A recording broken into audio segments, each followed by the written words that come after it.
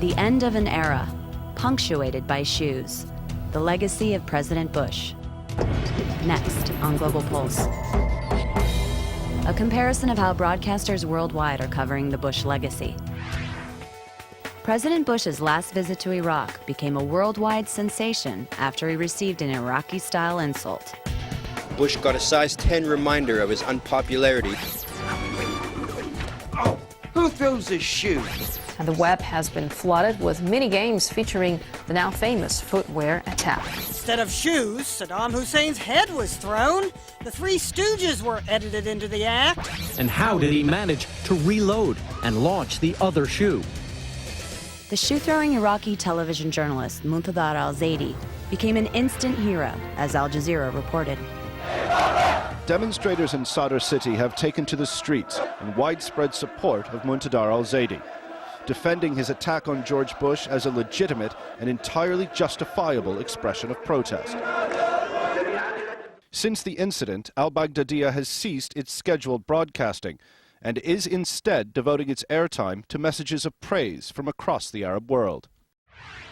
The incident and the protests that followed reflect what many people feel about the Bush presidency. During his last year in office, media worldwide have focused on the Bush legacy. France's TV5 reported on a bus tour that President Bush wouldn't care to take. While George Bush finishes his second term, it's time for a first assessment. And it is an accusing assessment. The organizers of the Bush Legacy Tour have transformed a bus into an anti-Bush museum. Nothing, absolutely nothing is spared. The subprime crisis, the fall of the dollar, Katrina, and the subsequent humanitarian crisis. Obviously, the war in Iraq, with its 4,000 dead soldiers and a cost that rises by $5 every second. South Korea's KBS highlighted the Bush administration's failure to denuclearize North Korea. In 2002, after 9/11, Bush condemned North Korea as part of his morals-based diplomacy. States like these and their terrorist allies constitute an axis of evil. In February 2007, North Korea agreed to close the Yongbyon nuclear facility, and the U.S. promised energy support for North Korea. In 2008, North Korea destroyed a nuclear cooling tower, and in turn, the U.S. promised to take North Korea off the list of terror-supporting states. However, Bush's North Korea policy has been judged as ineffective, despite many meetings and agreements. Now that policy is coming to an end. While Bush ducked the shoes, his administration could not duck a recent report blaming his administration for torture, according to Russia's RT. A report by a U.S. Senate committee has accused top officials, including former Defense Secretary Donald Rumsfeld, of responsibility for abuses at Guantanamo Bay.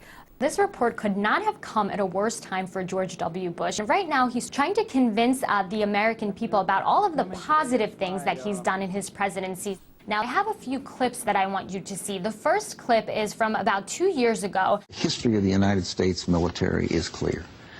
Torture doesn't work. And then the next clip is actually from 2007. This government does not torture people.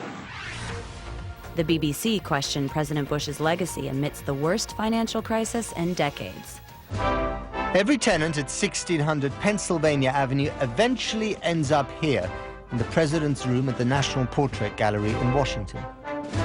Who knows what history will finally say about the 43rd president? Well, there is one piece of advice you'll want to take to heart. Avoid, if you can, the fate of Herbert Hoover, on whose watch the economy tanked spectacularly. Then it was the Great Depression. Today it's the housing market, the stock market, and the weak dollar. A recession, not a depression, but still George Bush's latest big headache. History will take her time to decide whether he's been a bold gambler or a rogue trader. Maybe Bush himself summed it up best, as Jon Stewart pointed out on The Daily Show. Welcome to my hanging. Is it possible that his entire administration has been a setup for that joke? If it has, kudos. For Global Pulse, this is Aaron Coker.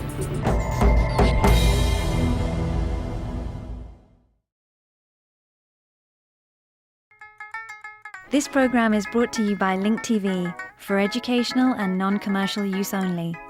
Link TV is the only US network dedicated to global and national news, uncompromising documentaries, and diverse cultural programs. Programs which connect you to the world.